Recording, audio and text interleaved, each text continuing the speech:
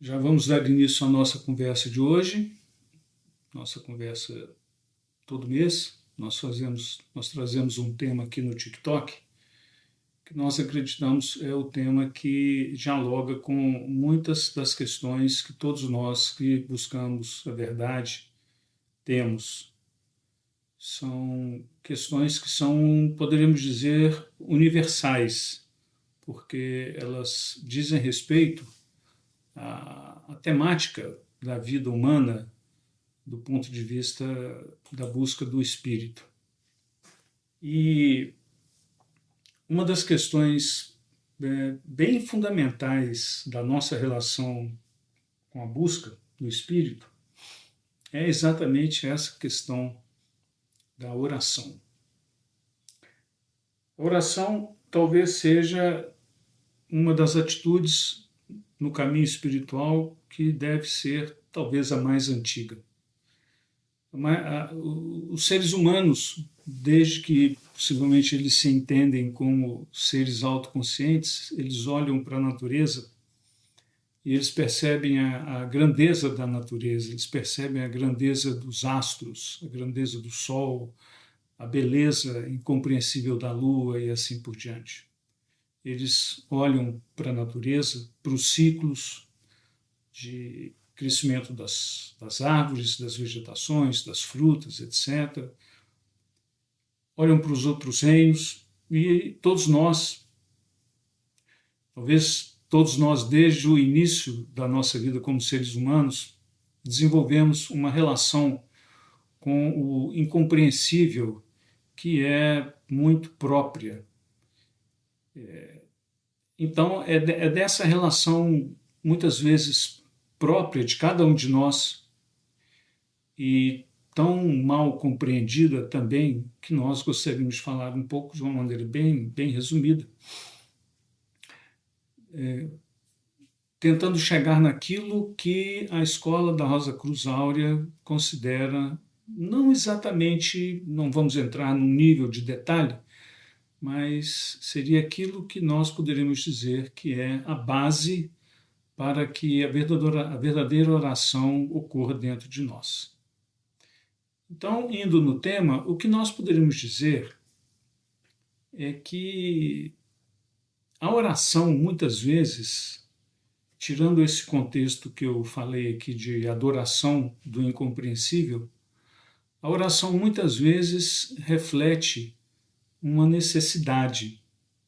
A oração ela parte muitas vezes de um momento de crise, parte de uma sensação de que falta alguma coisa, parte de uma sensação de vulnerabilidade, de uma separação, e tudo isso nós percebemos que somos incompletos, que somos vulneráveis, que estamos separados do Criador. Tudo isso é a própria condição da vida humana.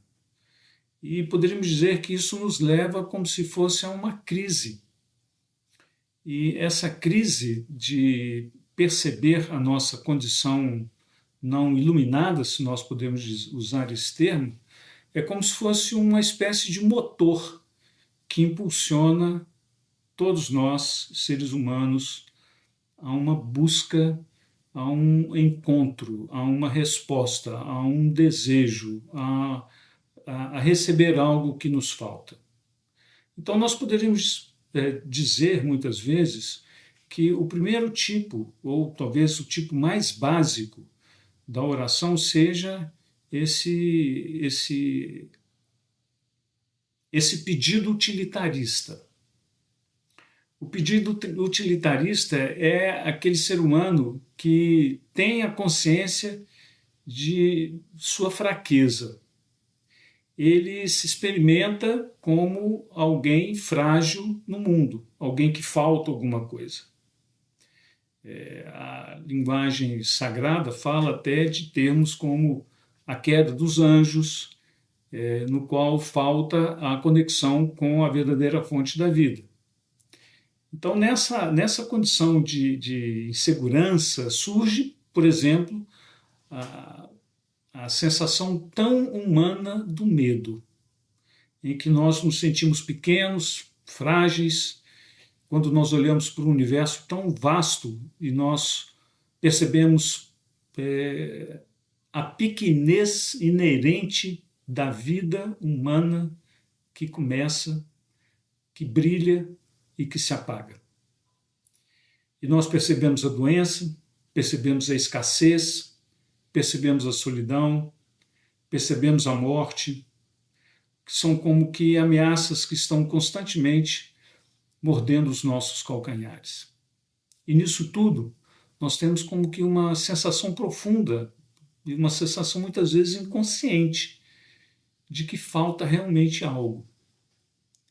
E nós percebemos que esse algo que nos falta, nós tentamos preencher muitas vezes com relações, com posses, com conquistas, com prazeres, mas nós percebemos ao mesmo tempo que, ainda que nós consigamos tudo isso, consigamos ótimas relações, consigamos conquistar coisas boas na vida, etc., nós percebemos que a vida, no fundo, é imponderável. Nós não temos controle sobre a vida.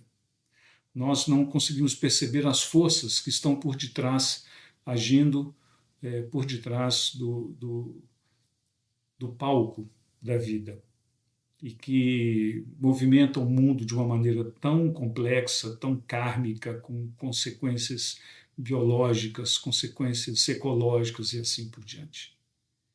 E é em meio a tudo isso que surge no ser humano uma busca por uma resposta, um paliativo para o seu ego que está em crise. E esse pedido, esse desejo, muitas vezes, é nada mais, nada menos do que uma negociação. É como se o ser humano, incapaz de controlar o imponderável, ele tenta negociar a sua falta de controle com o poder superior. Então, ele tenta negociar com Deus. E o instrumento de negociação que ele tem é a oração. Então, é como se fosse uma tentativa de convencer o poder superior de que algo seja alterado no curso do seu destino. Então, é quando ele pede saúde, é quando ele pede que a morte não o leve, enfim, é quando ele tenta, de alguma forma, expressar aquilo que caracteriza o ser humano de uma maneira tão clara, que é o controle do eu egocêntrico sobre uma vida egocêntrica. E muitas vezes, seja porque de fato as coisas correram como o ser humano pediu, seja por coincidência, não se sabe lá direito, muitas vezes acontece que aquilo que é o desejo do ser humano acontece. Então, aquilo traz um alívio, que é imediato e é inegável. E esse ser humano, então, ele, no fundo, ele vai reforçar aquilo que caracteriza a vida humana, que é a dualidade. Porque estou eu aqui, o que pede, está em algum canto do universo aquele que me dá, e eu crio uma relação de sensação aprofundada de separatividade. Isso tudo reforça a característica tão fundamental do ser humano, que é eu aqui, necessitado, pequeno, fraco, e lá longe, lá no alto, um Deus grande, provedor, todo-poderoso. Então, essa oração utilitarista, no fundo, vai manter o status quo da egocentricidade da vida humana. O ser egocêntrico, ao se separar do divino transcendente que ele não compreende, e nem do divino imanente dentro dele mesmo, porque lhe falta a compreensão da sua origem divina, esse ser humano que pede para o exterior continua se separando.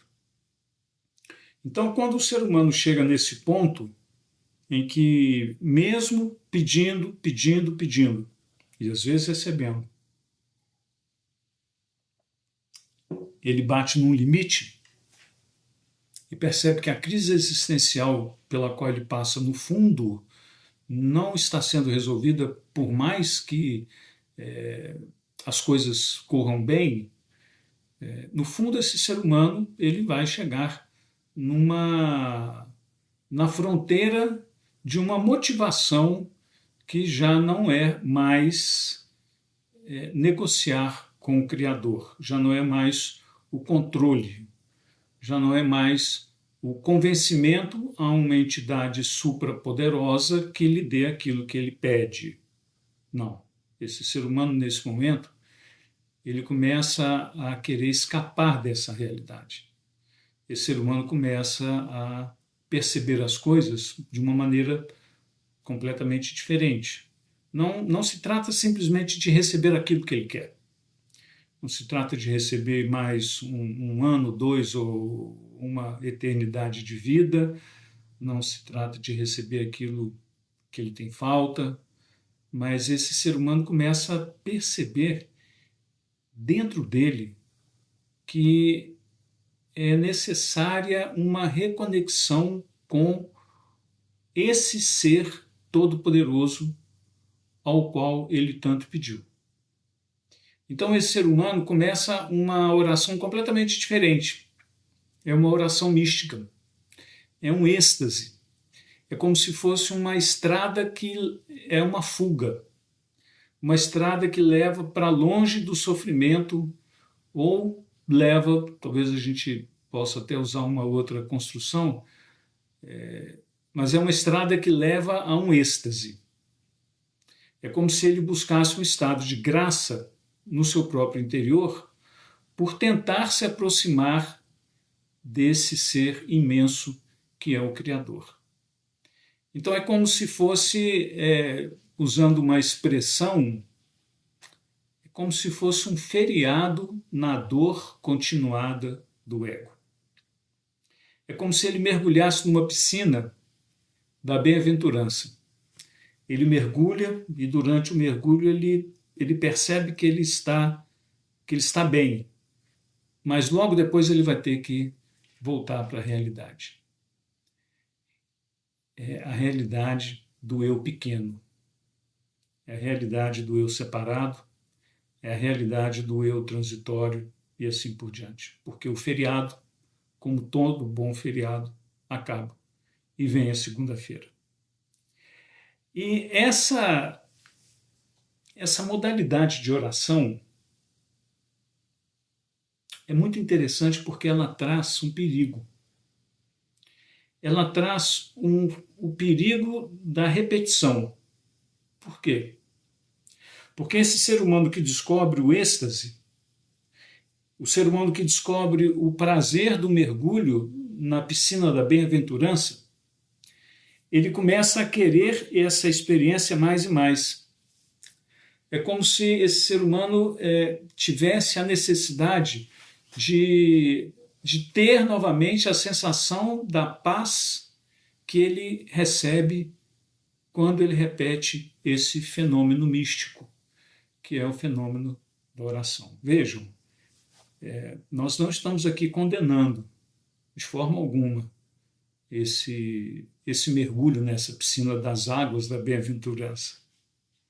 Mas o que nós queremos dizer é que essa espécie de experiência de ser consolado não leva, ou pode não levar, ou talvez dizendo de maneira mais honesta, talvez seja simplesmente não uma finalidade em si, mas uma parte de um caminho, de uma meta que está mais à frente. Porque quando o ser humano vicia, se a gente pode usar essa expressão, se ele se acostuma, se ele vicia, se ele quer sempre mais o êxtase da contemplação desconectada do seu próprio interior, mas em conexão com o ser superior, esse ser ele ainda mantém a separação.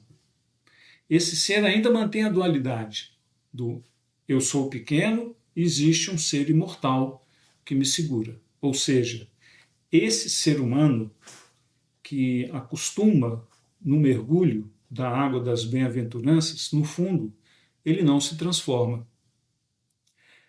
É como se ele continuasse mantendo o sintoma da mesma doença que todo ser humano tem, que é a identificação com o ego que se separa do todo.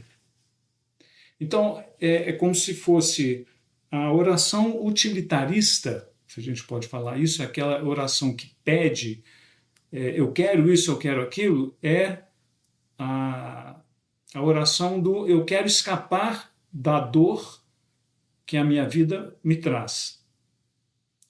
Na verdade, é como eu preciso consertar a minha vida. Então, eu quero escapar da falta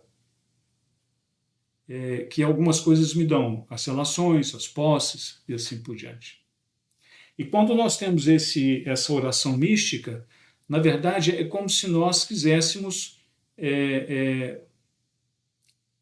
ter uma válvula de escape para ter o alívio momentâneo, mas ainda sem uma transformação. Veja, tudo isso, amigos, é como se fosse caminho para uma transformação, é um caminho de amadurecimento, porque também esse ser humano que chega na conclusão de que a dor da separação ainda está batendo na porta da consciência dele e que não adianta ele querer escapar da condição da vida egóica, em algum momento esse ser humano vai ser forçado a se perguntar: quem é esse eu que se sente separado? Quem sou eu que me sinto inseguro? Quem sou eu que me sinto incompleto? Então é quando nós chegamos nesse tipo de pergunta que nós chegamos no terceiro tipo de oração, em que nós não pedimos mais para o ego. Nós não fugimos da realidade da vida pelo êxtase momentâneo, que é a oração que o momento místico nos traz. Ainda que ele seja muito bom, mas nós nos aproximamos do ponto em que é feita uma virada. É aquela virada em que nós deixamos de negociar, porque todas as nossas, entre aspas, soluções superficiais se esgotam. E nós entramos naquilo que Jung fala que é a noite escura da alma, em que o ser humano percebe que, de fato, a oração utilitarista, mesmo tendo sido atendida, esse atendimento, no fundo, não preencheu o vazio do seu interior, não retirou dele o medo, não retirou dele a sensação de separação. Embora nós, como ego, tenhamos sido momentaneamente satisfeitos, no fundo, nós não fomos transformados. E a raiz do nosso sofrimento permanece firme e forte. A mesma coisa se dá quando o êxtase místico passa. Nós retornamos das nuvens místicas do céu e colocamos os pés na segunda-feira. E aí, nós, como ego, tentamos de novo retomar o controle. Talvez agora com uma camada de verniz um pouco mais espiritual, na qual estão pintadas as cores das nossas experiências, entre aspas, espirituais. Então, aquilo é como se fosse uma espécie de droga, perdão por usar essa expressão, mas é como se fosse algo que nós estivéssemos viciados. Nós buscamos o êxtase e voltamos para a vida. nós buscamos o êxtase novamente, nos preenchemos, nos saciamos por um momento e voltamos para a vida. E é nesse momento em que nós tanto pedimos, talvez recebamos, não estamos dizendo que essa estrutura de negociar com o Altíssimo seja infrutífera, porque não é, porque cada um de nós sabe o quão importante é para nós mesmos termos o conforto de uma oração atendida, mas no fundo nós chegamos à conclusão de que aquele que pede não mudou. O ser humano, ele continua ainda sem encontrar a sua verdadeira essência. É como se ele estivesse buscando objetos. Deus é um objeto. É um objeto da petição que ele cria. É o objeto do pedido. A bem-aventurança também é um objeto. A água da piscina em que esse ser humano mergulha e sai renovado do banho na piscina da bem-aventurança também é uma experiência. Então é nesse ponto em que o ser humano ainda está como que com a frase a minha vontade precisa ser feita. Ele tem a frase, ele pode até falar, no fundo, o que eu quero é que a vontade divina seja feita, mas será que se eu negociar bem, a minha vontade vai ser realizada?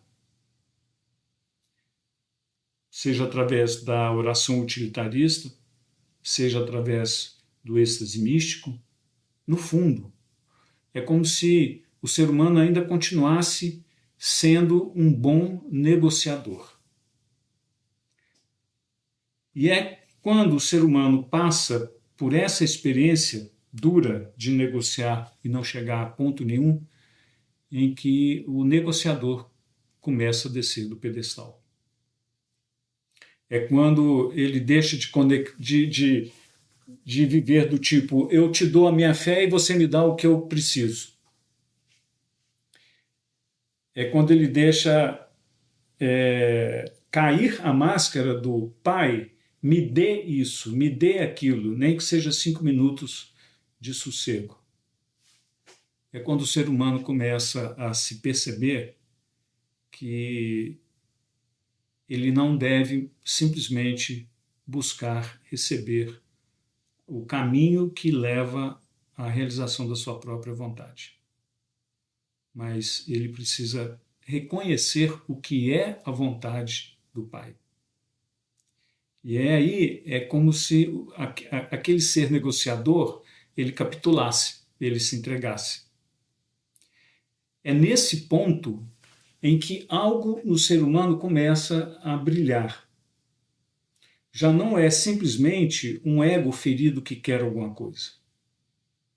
Mas esse ser humano começa a perceber que dentro dele existe como que um buraco negro espiritual, algo que ele não consegue perceber, mas que ele sente os efeitos, como todo bom buraco negro, que ninguém vê, mas que só deduz a sua existência pelos efeitos que ele causa ao redor dele.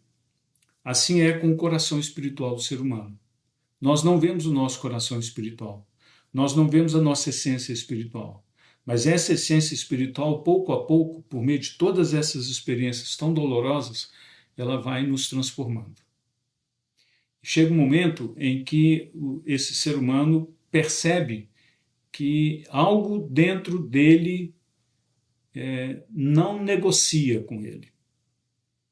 Porque esse algo vem, o transforma, e quando esse ser humano não compreende isso, esse algo se retira.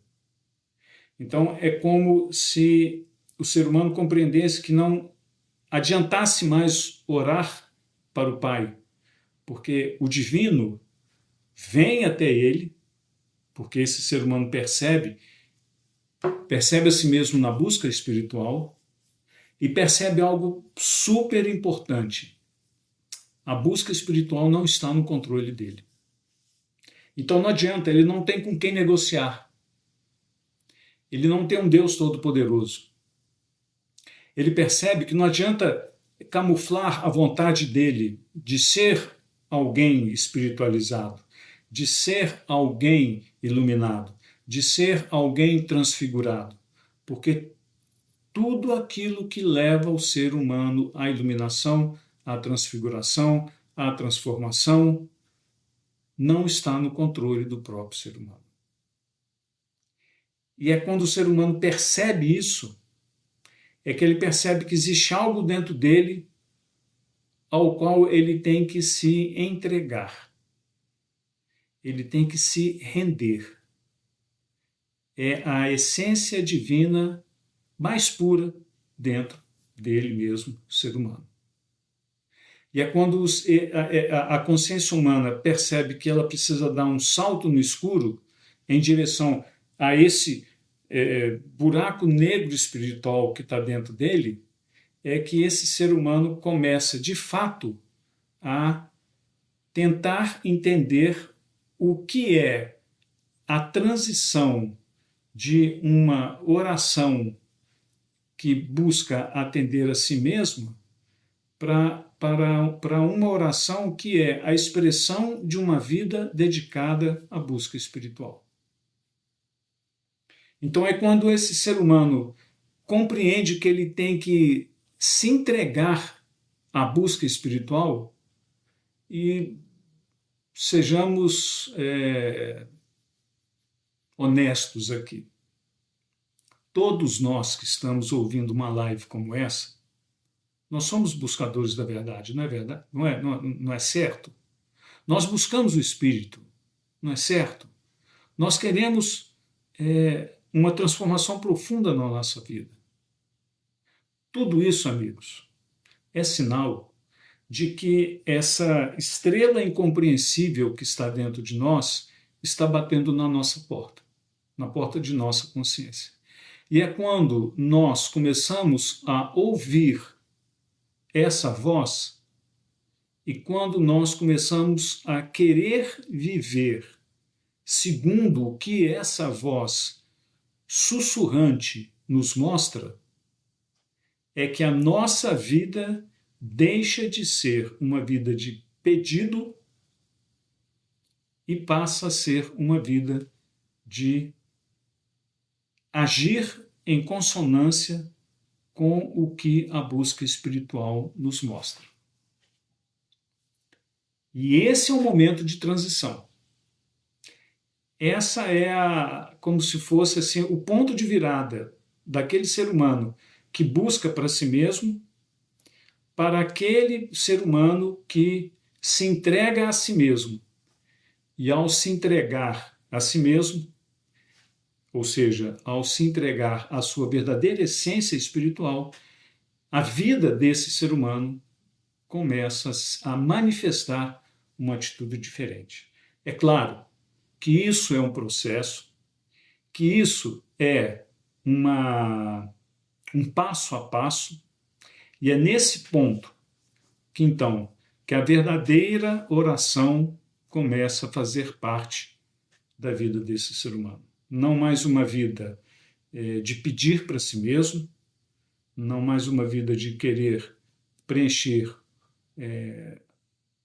o vazio existencial, mas a vida se torna o próprio caminho em que a conexão com o divino dentro dele faz com que a sua vida seja uma vida de uma constante oração em cada ato que ele realiza, tendo a conexão com o princípio espiritual que está dentro dele.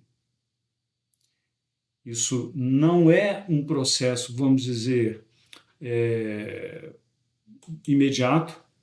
Isso não é um processo que acontece simplesmente no campo mental, e também não é um processo que acontece simplesmente no campo emocional.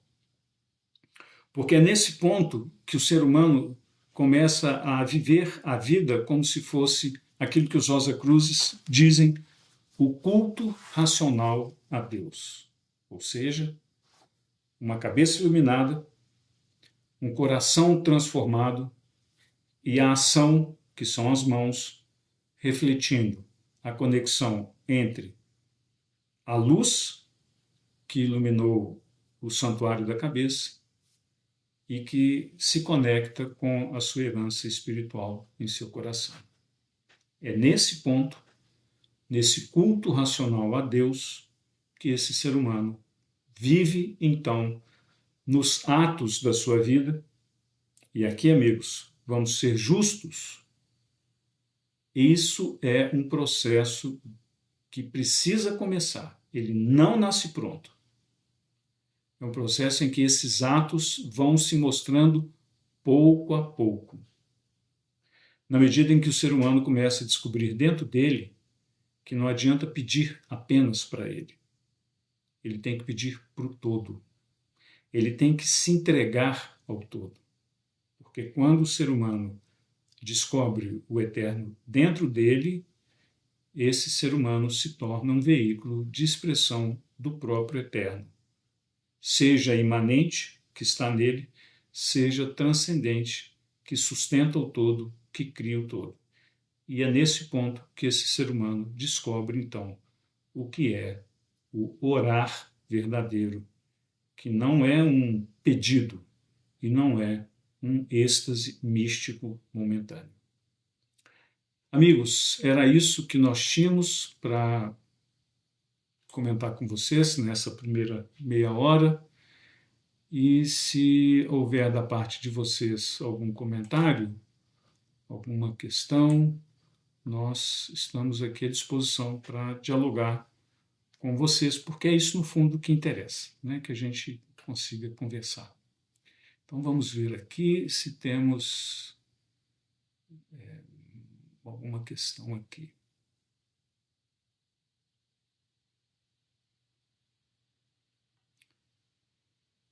Muitos comentários.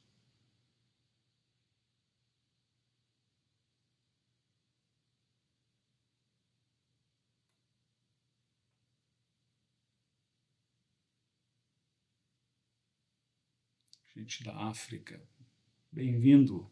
Quem está em Angola. Então, Síntropos 9. Quando falamos da morte e renascimento com corpo de glória, poderia falar da queda à dualidade de novo?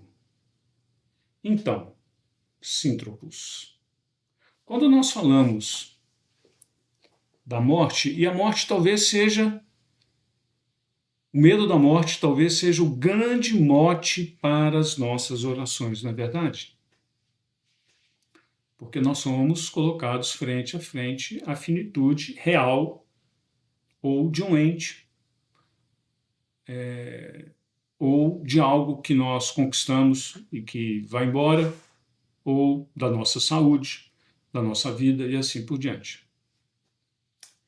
Então, quando esse ser humano ele passa por esse processo de amadurecimento, em que, em primeiro lugar, ele pede para ele mesmo, ou pede para alguém que está próximo dele, mas mantém o status quo de um ego que está simplesmente ferido e que precisa de um auxílio.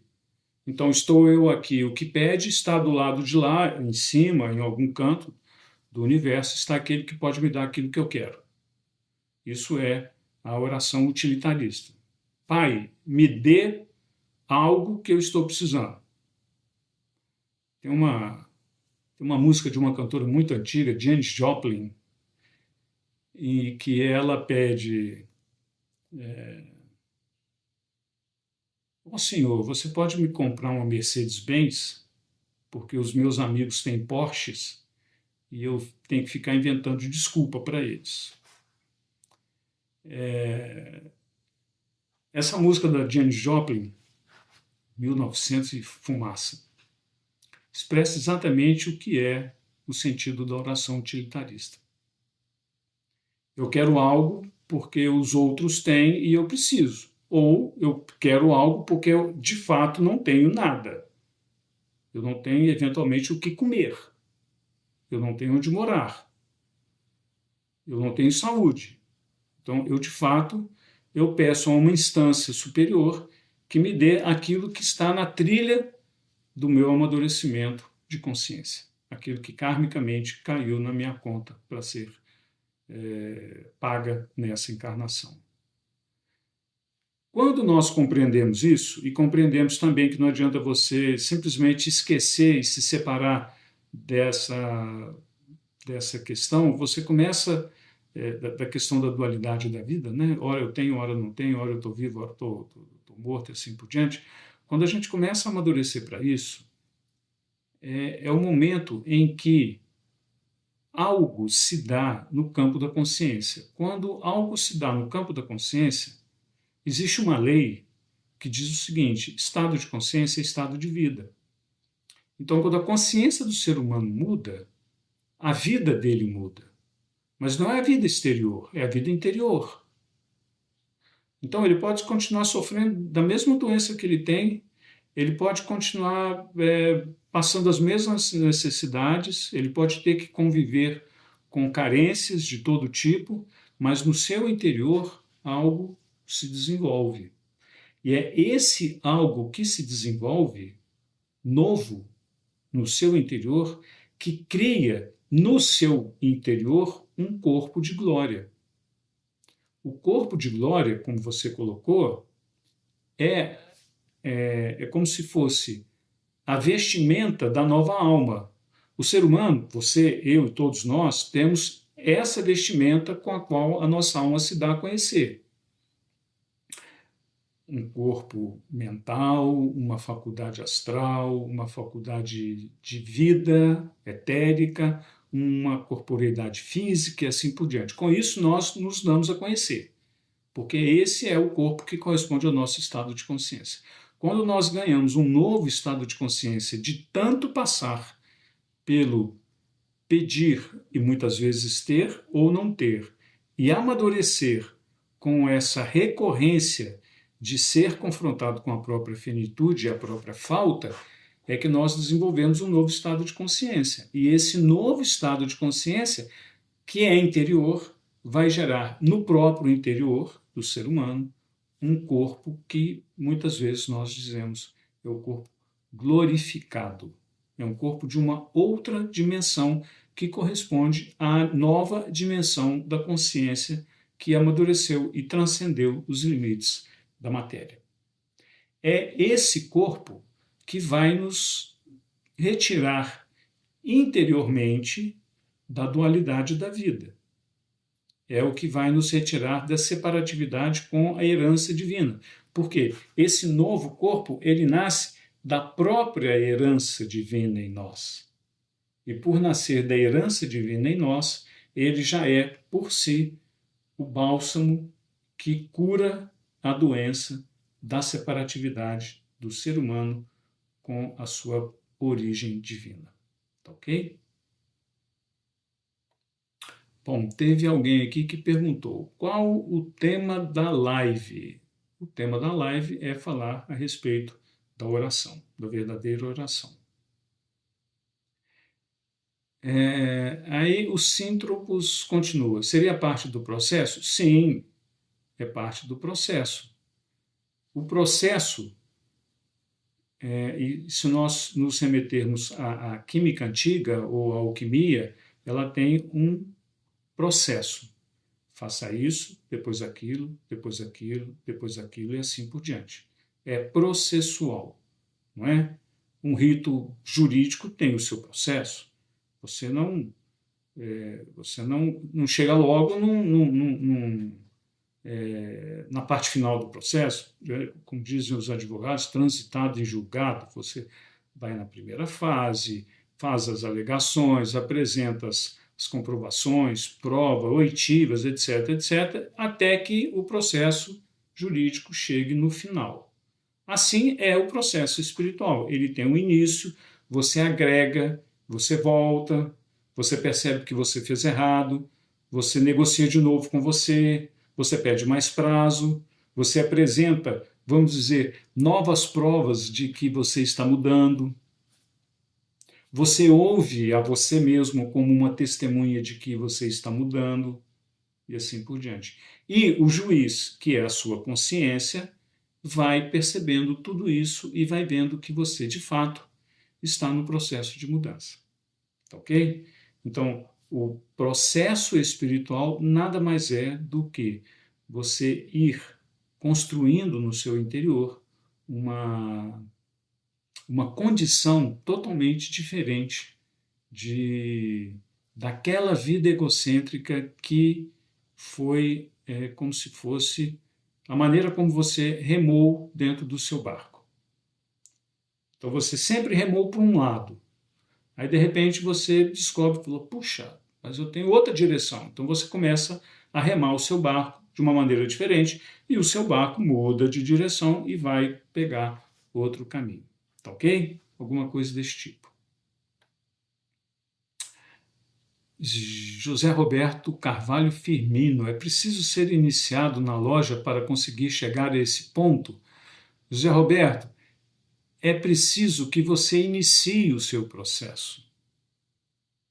Esse processo ele pode se dar na dureza da vida, esse processo pode se dar na abastança da vida material, esse processo pode se dar na solidão, esse processo pode se dar na convivência mais harmoniosa com o meio social. Esse processo ele tem que se dar no seu interior. É no seu interior que tudo isso começa. O fato de você fazer a pergunta, como eu começo? Eu preciso ser iniciado? Isso já mostra que você já está no caminho.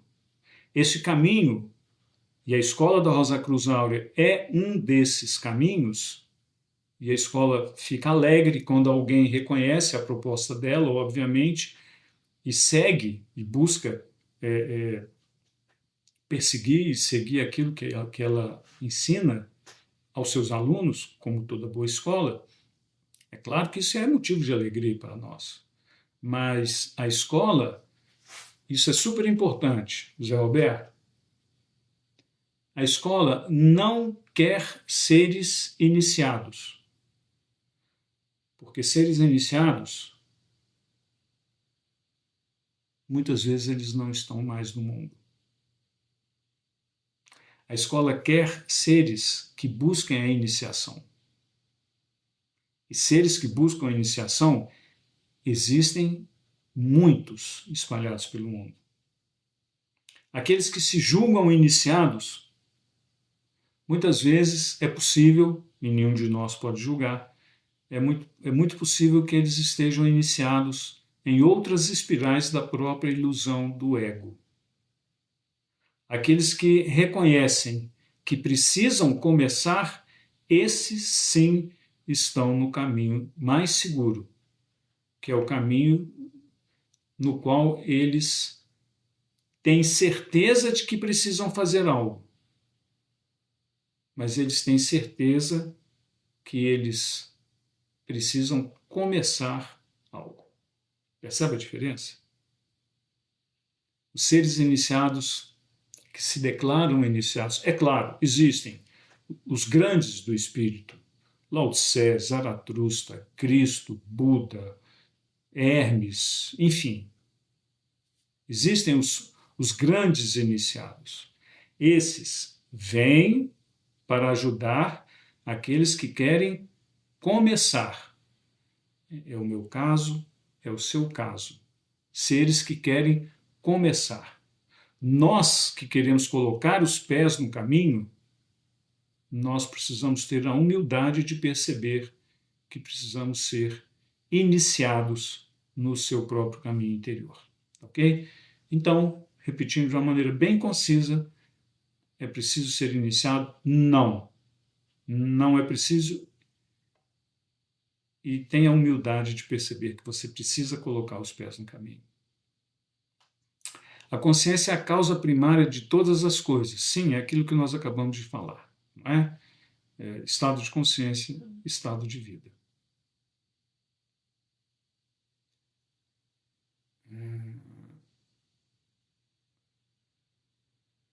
Cris, ser desperto é maravilhoso, assim como acima é abaixo. Sim, essa é o grande mote de Hermes, né? A lei da correspondência.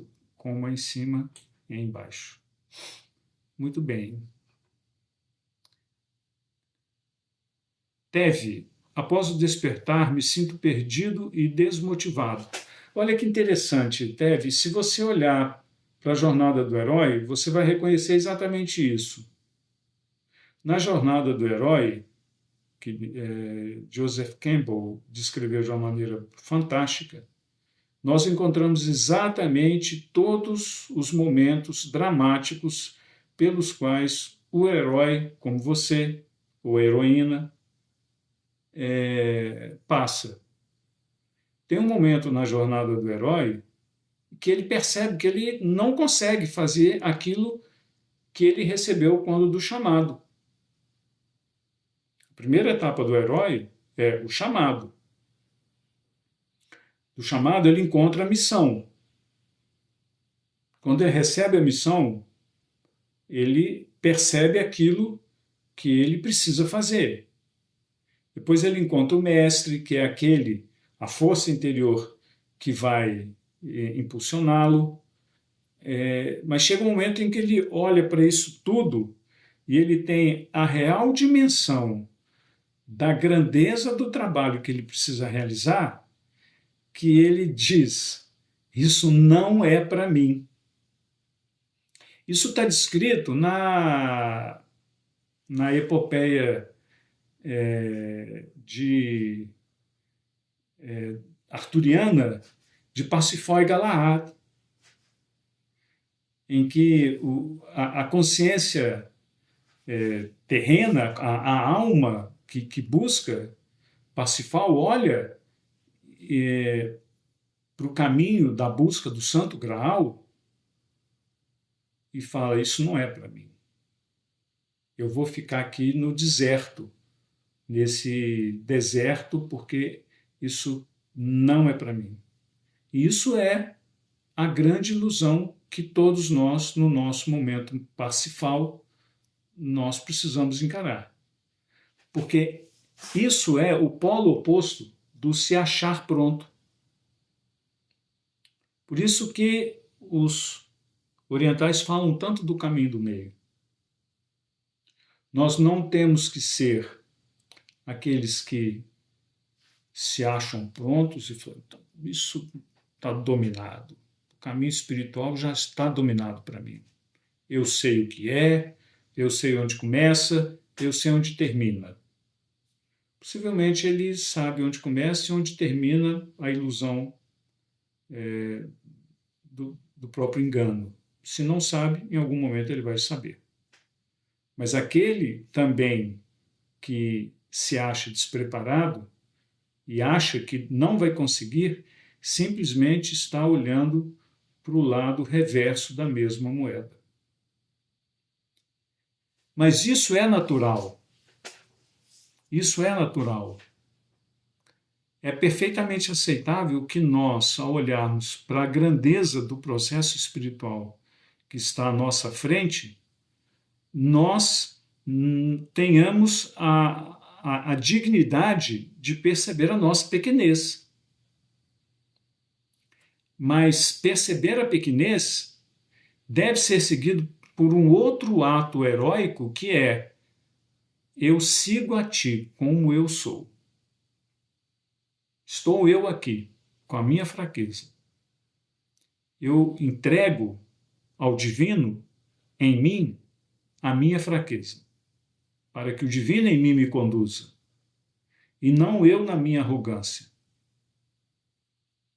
Porque a arrogância humana talvez seja a grande causa da falha na busca espiritual. A arrogância positiva, se a gente pode falar assim, de se achar pequeno e ficar inerte, parado, ou a arrogância negativa de se achar pronto e totalmente preparado. são simplesmente dois lados da mesma moeda, ok? Agora que muitas vezes nós nos sentimos perdidos e desmotivados, sim, a jornada do herói tem essa fase. Juan, como sabemos que estamos despertos, mesmo sem saber que estamos nos auto-enganando? Então, olha que interessante, Juan. Para o ser humano que é extremamente autoconfiante, saber que ele está preparado pode ser o auto-engano. Para o ser humano que tem uma desconfiança muito grande de si mesmo, saber que não está preparado faz mais sentido para ele. Então, tanto aquele que se considera já no topo da montanha, como aquele que se considera incapaz de dar os primeiros passos no sopé da montanha, cada um vive uma situação que é própria do seu estado de consciência. Onde que eu estou querendo chegar? Que ninguém, a não ser você mesmo, vai poder lhe dizer se você está se enganando ou não. Porque ninguém, a não ser você mesmo, sabe onde estão os pontos chaves nos quais a sua psique se apoia para se manter. Porque você pode se manter como estrutura psíquica, como um ente fenomenológico do eu sou, eu penso, eu existo, a partir de determinadas características. São essas características, muitas vezes repetidas pelos padrões mentais, emocionais e físicos, que fazem com que nós ou nos julguemos aptos ou inaptos. Mas tem como que talvez assim, uma chave para isso. Quando você olhar para tudo que você pergunta, e aí voltando, quando eu vou saber que eu estou desperto ou quando eu vou saber quando eu estou me enganando? Aplique o seguinte: quando o que eu faço satisfaz a mim mesmo, ou seja, é como se fosse o copo d'água que mata a minha sede, muitas vezes, quando satisfaz a você como uma estrutura egóica, muitas vezes faz parte de um engano. Uma atitude que você toma, um comentário que você faz, uma emoção doentia que brota do seu coração e assim por diante. Qualquer uma das manifestações dos três centros criadores da alma humana: coração, a cabeça e a ação. Quando você tem um momento de desmascaramento dentro de você mesmo, você percebe que, puxa vida, isso vai contra a minha índole, mas eu sei que eu preciso agir dessa maneira. Contra aquilo que você poderia classificar de você e você mesmo, aquilo que você poderia dizer, eu sou isso daí. Quando você é levado a perceber que você não deve percorrer esse caminho de satisfazer a sua própria sede egóica, pode ser que nesse momento você esteja agindo de maneira lúcida e desperta. Quer um exemplo? Você é levado por uma pessoa a criticar algo, a criticar uma situação, a criticar uma pessoa. Imagine que alguém fez algo que todo mundo acha condenável. Alguém chega para você e como que põe fogo na sua psique para você também participar desse julgamento coletivo. Se naquele momento, contrariando o que é comum, você optar por calar, porque você percebeu que precisa calar, e não porque você é um vulcão que você tampa e ele vai explodir daqui a pouco. Mas quando você naturalmente você se cala, quando o natural seria compartilhar da crítica, nesse momento você agiu de maneira lúcida e desperta. Percebeu a diferença? O que diferencia o agir lúcido e desperto do agir auto-enganador é se a sua consciência está lúcida e autônoma, ou se ela está sendo levada a agir, a pensar, a falar, a sentir por meio de forças externas que não são obstaculizadas pela sua consciência. Porque a sua consciência naquele momento está em sintonia com essas forças externas. Então, nesse ponto, se você se deixa levar e você não tem autonomia, você está se enganando. Eu estou dando um exemplo aqui. Tá? Teriam tantos quantas são as situações na nossa vida. Tá? Ou ser uma ilusão de nosso eu que está nos iludindo. Interessante a sua pergunta.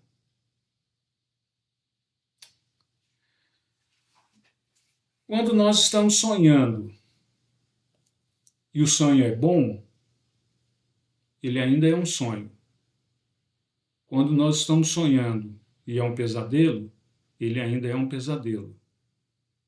Quando nós estamos lúcidos e acordados, nós nem sonhamos sonhos bons e nem sonhamos pesadelos, porque nós estamos lúcidos. Quando, na nossa vida de ego, nós mantemos uma vida de sono, tentando nos agarrar às coisas boas, ainda estamos sonhando. Quando, na nossa vida de ego, nós tentamos nos livrar das coisas ruins, nós ainda estamos sonhando. Só que, nesse caso, o sonho se tornou um pesadelo. O que faz a diferença de um para o outro é quando nós acordamos. O que significa acordar? Quando a nossa consciência se transforma. E a nossa consciência percebe que o bem e o mal, o estar sonhando um sonho agradável e o estar tendo pesadelo, são simplesmente duas expressões da mesma moeda. É a consciência desperta que desmascara o jogo da dualidade, como alguém falou lá nos primeiros comentários. Ok? Essa questão de se autoiludir ou não só é possível ser respondida pela consciência que está além da autoilusão, positiva ou negativa. Tá? Por isso que a escola é uma escola de transformação de consciência, porque só a partir do momento que nós transformamos a nossa consciência é que nós conseguimos sair do jogo da dualidade interior, em que nós gostamos e não gostamos, em que nós fazemos o positivo, depois fazemos o negativo e assim por diante. Tá ok? J. Alves, sou novo aqui, como fazer parte do seu grupo? Bom, J. Alves, você pode entrar no nosso site, rosacruzaurea.org.br/contato. E lá você vai estabelecer contato com a Escola da Rosa Cruz Áurea. Ok? Então, rosacruzaurea.org.br/contato. Simples assim, você vai ser guiado a entrar num processo em que você caminha no seu ritmo, você decide o que tem que fazer, se você quer fazer, se não quer. A escola não cobra pelos ensinamentos dela, não estabelece vínculos, não estabelece obrigatoriedades, é um processo de transformação da consciência, tá ok? Juan, então Juan está continuando o diálogo, né? Pergunto porque hoje em dia há uma vulgarização da palavra despertar e também desse processo. Sim, senhor, você tem razão. O despertar virou quase que uma mercadoria que você compra de pessoas que supostamente estão despertas, iluminadas e assim por diante. O que a escola fala é que só há um mestre confiável. Esse único mestre confiável é aquele que não vai te enganar, não vai te cobrar a mais, não vai te deixar de te atender, não vai te levar por caminhos tortuosos dos quais você vai se arrepender. Esse único mestre é o Espírito que está em você. É a sua essência mais transcendental que a sua consciência precisa descobrir, entrar em contato, estabelecer uma relação de confiança com ela, perceber que a sua busca espiritual é a voz dessa essência espiritual que está em você. Perceber que essa essência, que essa voz, não é controlável por você. Ela não se deixa dominar. Ela não se deixa influenciar. Ela não se deixa enganar pelo que você pensa. Ela não se deixa convencer pelos seus argumentos. Ela não se move pelas lágrimas que eventualmente você vai derramar, porque ela está acima da dualidade do tempo e do espaço. E ela espera que você a reconheça, essa centelha do Espírito, que você, na sua humildade, a reconheça como a origem da sua própria vida. Porque quando você reconhecer, aí sim você terá encontrado a expressão da verdadeira oração da vida humana, que é a conexão com o único mestre infalível que existe, o Espírito em você.